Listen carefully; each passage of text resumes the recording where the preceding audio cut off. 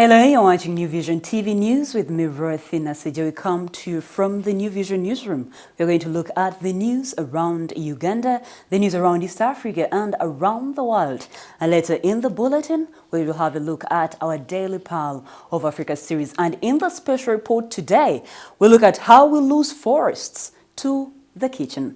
We start off with the news around Uganda, where we look at stories making headlines across the country. Starting off today's bulletin, a story from Wakiso district. Security has been beefed up around Martyrs shrines in Namugongo ahead of Martyrs celebrations on Monday. Both the Catholic and Anglican shrines attract thousands of pilgrims from various parts of the world. Army and the police officers are lined along the main roads leading to the main venue, while foot patrols are stretching to neighboring suburbs such as Chaliwajala, Kira and Nachianja.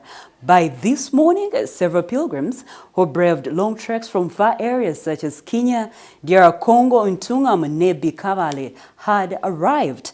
Catholic pilgrims from Gulu Archdiocese were to animate this year's Martyrs celebrations arrived Wednesday at 5 p.m. Still in Wakiso district, one of the people shot by armed robbers in Nansana has passed on. According to the police, Amin Bugembe died hours after arriving at Mulago Hospital. The police have arrested 3 people in connection with the robbery, according to the Kampala Metropolitan Police spokesperson Patrick Onyango. We have arrested 3 suspects to assist us with the investigations. We shall not disclose their identities as it may jeopardize our investigations. The investigations are going on well and they are good leads that we are following. A manhunt for robbers who raided cheap hardware in Nansana and shot 2 people dead is going on. The 2 workers were shot dead while at the counter at the hardware are Jimmy Atukuru and Frank Aroho. We move on to Kamuli district, where Kamuli district council speaker Dennis Lyanda is unwell following the beating he received from district councillors yesterday. Lyanda, who turned up in the council chamber to chair a meeting to pass the 2019-2020 budget, was shocked when councillors descended on him with blows and flying chairs. It took the intervention of police to rescue him. Earlier, councillors had warned him not to chair the meeting, pending the deliberation on a petition against him. Led by Joshua Bulondemo of Kamuli's Southern Division, councillors accused the speaker of not entertaining any complaints about corruption in the district. For this reason, they had started a petition and also advised the speaker to let his deputy Dorothy Mbalure chair yesterday's meeting. He, however, didn't take the advice, and in turn he was beaten and now nursing injuries at his home. News from Mukono district. Tension emerged at St. Peter's Junior School when 3 pupils who had gone to the latrine to ease themselves got buried into the pit as the toilet collapsed in. The school is found at Namuyenje village in Chisungu sub-county, Mukono district. The incident happened on Tuesday at around 2:30 p.m. It is alleged that the teachers and the rest of the pupils had the latrine burst as it fell inside the pit, hence burying the children who were inside at the moment. Musa Seguja, a resident who saved the situation, said one of the pupils was seriously injured as she got out with a fracture in one of her legs and injured all over her body. When New Vision visited Sir Albert Cook Hospital in Mukono Central Division, the 9-year-old Chloe Namgenyi was found admitted while receiving treatment. News from Chikube district. The National Environment Management Authority and the Petroleum Authority of Uganda PAU will hold hearings for the proposed Kingfisher development project next month. The Kingfisher is part of the wider oil development projects being undertaken in the Albertine Graben to facilitate oil production. Uganda now expects first oil in 2022. An estimated 40,000 barrels of oil will be produced from Kingfisher fields daily. The public hearings for the environmental and social impact assessment will take place at Remisanga Primary School in Changwali Sub-County in Chikube District on June 19th and the Kabali Primary School in Buseruka in Hoima District on June the 21st. Closing off the news around Uganda is a story from Rukungiri district.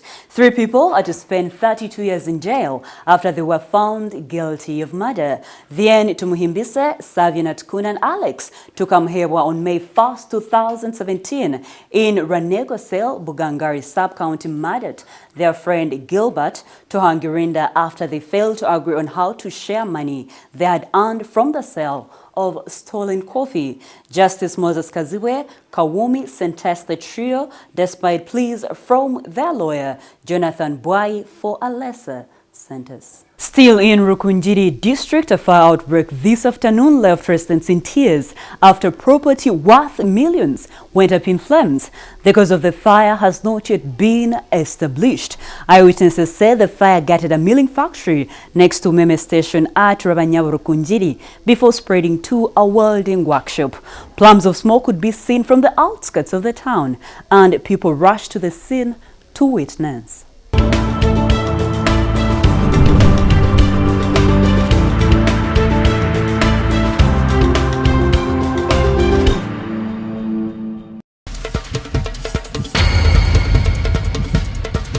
Let's move on to the news around East Africa. From Kenya, Kenyan aviation authorities have banned unaccompanied luggage on aircrafts from Somalia and insists all planes should land at Wajir Airport for security checks. The directive is part of actions being taken by Kenya to stop Al-Shabaab activities on its terror. The Islamic group based in Somalia is behind several terror attacks in the East African country, including the January storming at the Sud Hotel in Nairobi. Kenya's Ministry of Foreign Affairs says security and aviation agencies in Nairobi issued the directive on unaccompanied luggage between the two countries because Mogadishu had flouted air security standards. Let's move on to Tanzania. Tanzanian football outfit, the Young Africans, are set to sign Burundian striker Issa Bigirimana to a 2-year deal. The Burundian player was cleared by his local club, APRFC, and also passed all medical tests. Let's close off the news around East Africa from Rwanda. Rwanda Air will begin direct flights to Israel mid-next month. The direct flights to Tel Aviv will ease travel to the Holy Land, a revered destination for Christians. This will be the carrier's 29th destination as it struggles to make a mark in the competitive aviation industry. Christians are said to be excited about the development. News around the world from South Africa. South African President Cyril Ramaphosa has cut the number of cabinet ministers from 36 to 28 in a move to tackle the country's bloated government and improve efficiency. Half the new ministers are women, making South Africa one of the world's few gender-based governments. News from Sudan. Hundreds of workers at Sudanese banks and government offices, including the key oil ministry, went on strike for a second day, demanding the country's ruling generals step down. The two-day strike, which one protest leader said 90% successful, aimed at putting pressure on the military council that took power after ousting longtime President Omar al-Bashir in April to hand over to civilian rule. We close the news from Hungary. 7 South Korean tourists died and 21 others were missing after a sightseeing boat capsized and sank on the Danube in Budapest. Hungarian and South Korean confirmed today. The accident happened near the Parliament building in the heart of the Hungarian capital after collision with a larger river cruise boat during a torrential rain. A total of 33 South Koreans were on board. That is it for the news around the world. We come back after a short break with news in business.